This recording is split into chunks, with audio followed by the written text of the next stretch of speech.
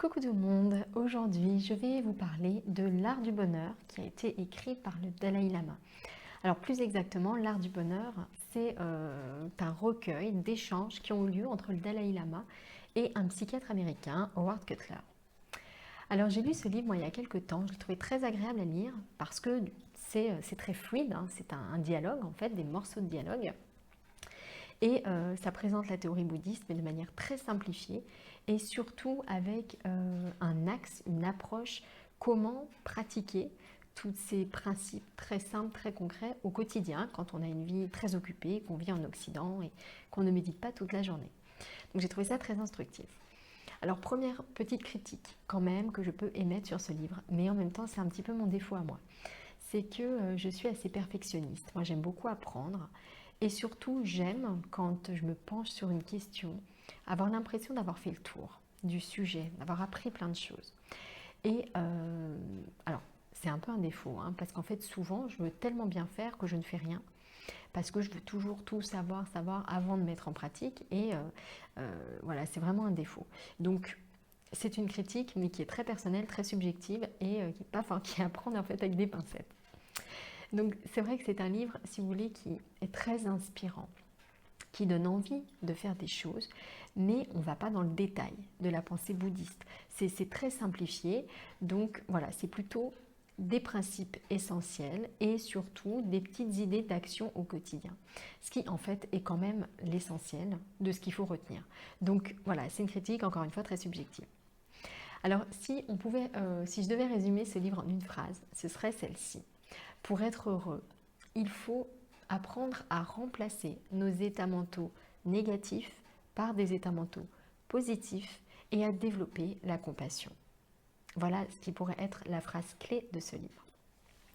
Alors dans l'art du bonheur, il y a quand même, j'ai envie de dire, 6 idées principales, 6 idées phares que j'ai notées, que j'ai sélectionnées, qui ressortent et qui peuvent vraiment changer la vie à condition de les intégrer. Une fois de plus, ce qui est vraiment essentiel, c'est d'intégrer ce qu'on lit, d'en faire une pratique quotidienne. D'ailleurs, c'est ce que je vous propose dans le programme gratuit Les Défis Zen, hein. C'est vraiment de passer à l'action. Pas se contenter de lire des choses intéressantes, mais vraiment d'essayer de les appliquer pour transformer sa vie concrètement. Alors, première idée phare, la recette du bonheur. Le but de la vie, on est tous d'accord, c'est la recherche du bonheur. Toutes et tous, on cherche à être plus heureux. Là où on fait erreur, c'est sur comment être plus heureuse. On est tous convaincus que pour être plus heureux, plus heureuse, il faut changer les circonstances extérieures. On change de travail, on change de maison, on change de ville, on change parfois de mari.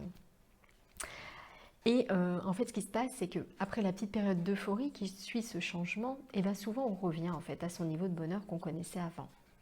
Ce qu'il faut vraiment retenir, s'il y avait vraiment une seule chose à retenir, je crois, de tous ces enseignements, ce serait celle-là. C'est que le bonheur, il n'est pas ailleurs, il est vraiment en nous. C'est un état d'esprit sur lequel il faut travailler au quotidien. Donc pour cela, 3 petites pistes. Déjà, il faut distinguer plaisir et bonheur. Ce qui nous fait plaisir, ce n'est pas forcément ce qui nous rend heureuse. Ensuite, il faut apprendre à se contenter de ce qu'on a et à supprimer les désirs qui sont souvent superflus. Et puis enfin, il faut apprendre à cultiver en nous la compassion et à la mettre en pratique au quotidien. Voilà des pistes très concrètes, la recette du bonheur d'après le Dalai Lama telle qu'elle est présentée dans l'art du bonheur. Alors deuxième idée phare que j'ai retenue de ce livre, la méthode simplissime pour être heureuse. Simplissime à dire, mais à faire, vous allez voir, c'est très éloigné de nos habitudes. Alors, déjà, une chose qui est très importante, c'est à souligner, c'est que le changement est possible. Physiologiquement, nous pouvons changer. Ça, c'est très intéressant parce que maintenant, on peut arrêter de se lamenter, on peut arrêter de se plaindre. Il est possible de faire autrement. On peut mettre en place de nouvelles habitudes qui vont naturellement s'intégrer à notre fonctionnement quotidien, transformer notre caractère, transformer notre destin, transformer notre vie. Alors pour cela, pour être heureuse, il faut apprendre à identifier nos états mentaux négatifs. Quand on ressent des choses qui sont négatives, qui nous font du mal, qui font du mal aux autres, il faut déjà apprendre à identifier cela. Ça nécessite de faire le point, de se connaître et d'être à son écoute. Ensuite, il faut transformer ces états négatifs en mettant à la place des états positif. Et puis, il faut apprendre à développer la compassion. Alors, ça paraît simple, mais ça ne l'est pas. À l'époque où j'ai lu ce livre, j'ai fait un petit cas pratique parce que j'avais un souci avec un locataire qui ne nous payait pas les loyers qu'il nous devait depuis quelque temps et qui restait malgré tout dans le logement, et ça devenait très très agaçant pour nous. J'étais très en colère. Alors, j'ai essayé de pratiquer cela. Donc déjà, j'ai identifié que j'étais en colère. C'était pas compliqué parce que je bouillonnais vraiment intérieurement. Et puis, j'ai essayé de transformer par des petites méditations de temps en temps, transformer cet état négatif en quelque chose de plus positif, comme de la compassion. J'ai essayé de me mettre à sa place. Vous voyez, de me dire que c'est une personne qui ne se rendait probablement pas compte du mal qu'elle faisait, qui était sûrement en galère financière, donc pas un quotidien très enviable non plus, qui n'avait pas compris non plus que dans la vie, si on n'entretient pas des relations sympathiques avec les autres, on passe aussi à côté du sujet. Donc voilà, j'ai essayé de retourner ces états négatifs pour développer à la place une certaine compassion à son encontre. Troisième idée qui est présentée dans ce livre, je viens déjà d'en parler plusieurs fois, cultiver en soi la compassion. Concrètement, que fait-on? Donc l'essentiel dans la vie, c'est vraiment d'approcher les autres avec chaleur, avec compassion. Si on fait ça, on est toujours à l'aise et on ne se sent jamais seul. La solitude n'existe pas pour les personnes qui ont le cœur plein d'amour, plein de bienveillance et qui sont compatissantes. Ce qu'il y a, c'est que nous sommes toutes interdépendants. On ne peut pas se passer des autres pour vivre. On a besoin les uns des autres.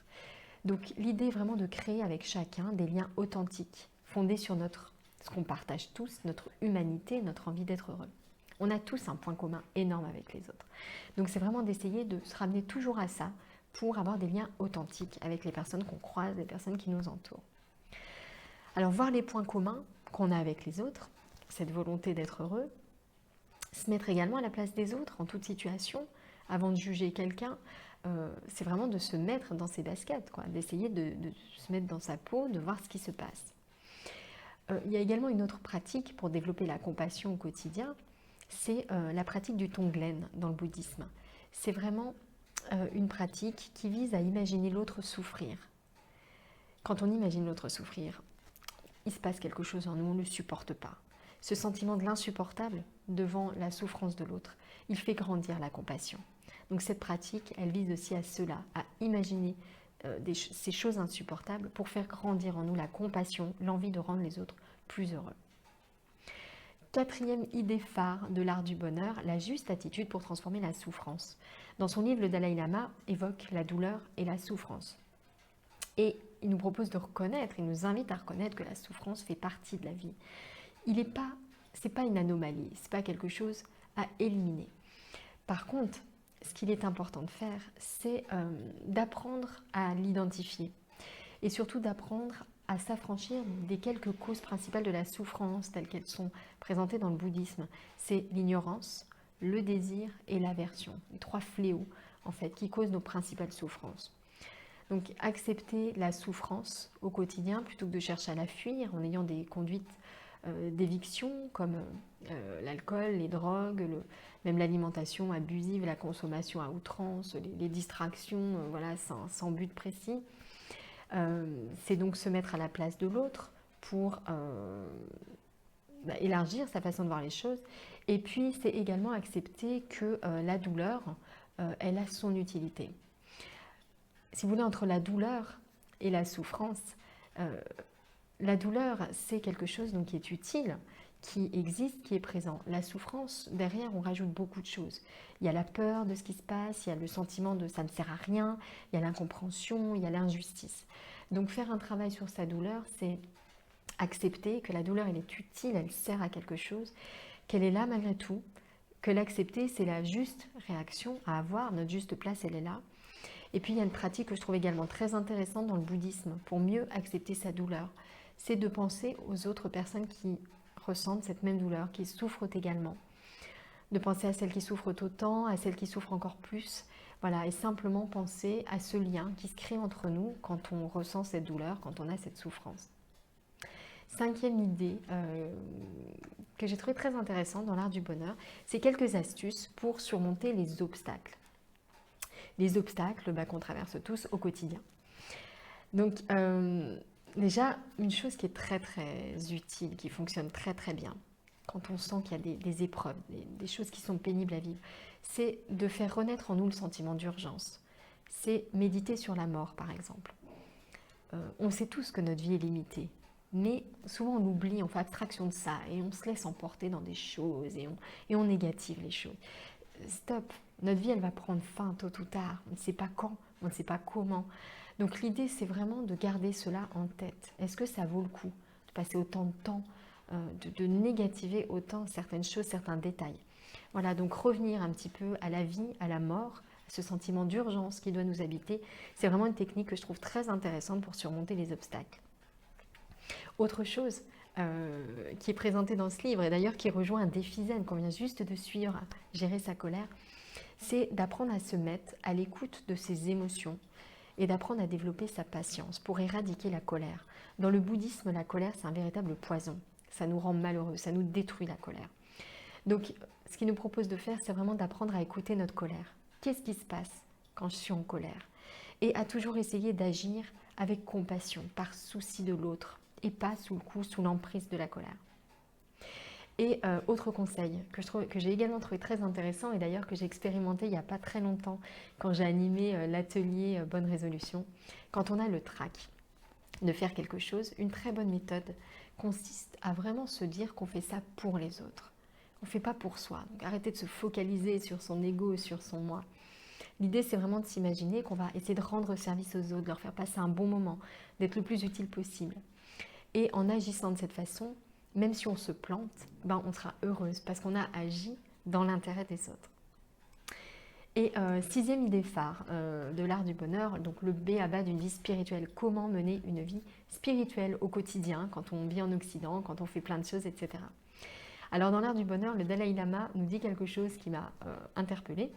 Il nous dit qu'il faudrait qu'on consacre 80% de notre vie à notre vie spirituelle. Alors évidemment, je pense que vous avez la même réaction que moi, c'est juste impossible dans nos quotidiens. Est-ce que pour autant tout est impossible? Est-ce qu'on ne peut rien faire du tout et qu'il faut de toute façon accepter ce qu'il y a? Et non, il existe quand même des choses qu'on peut faire. Une chose qui est vraiment intéressante, c'est d'apprendre à se mettre à l'écoute de nos émotions. Qu'est-ce que je ressens? Pourquoi je le ressens?